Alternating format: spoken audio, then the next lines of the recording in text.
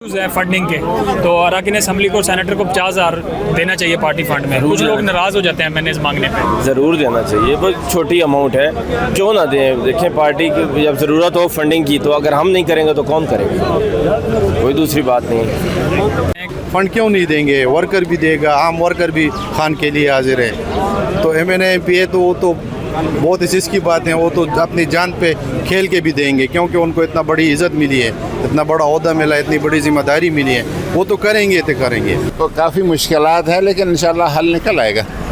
आप समझते हैं कि कुछ लोग जो नहीं देते उनको देना चाहिए? बिल्कुल बिल्कुल, सबको मांगना भी जायज़ है। अगर पार्टी को ज़रूरत है, हम सब पार्टी का हिस्सा है, देना चाहिए। पॉलिटिकल पार्टियां चंदों पर चलती हैं और हमेशा पॉलिटिकल पार्टियों से चंदा लिया जाता है, पॉलिटिकल पार्टियां चंदा इकट्ठा करती हैं, ये कोई नई बात नहीं है। तो हमारे अरकान असेंबली भी हर महीने कई महीने से ये खबर आपको शायद अब रात पहुंची है, अपना लगातार 50,000 रुपया फ़ी कस हर महीना चंदा जमा करा रहे हैं। जो नहीं कुछ नहीं दे रहे, वो इसलिए से नहीं दे रहे कि कोई एक महीने के बाद दे देता है, कोई अगले महीने के बाद दे देता है, लेकिन वो दे सब ही रहे हैं।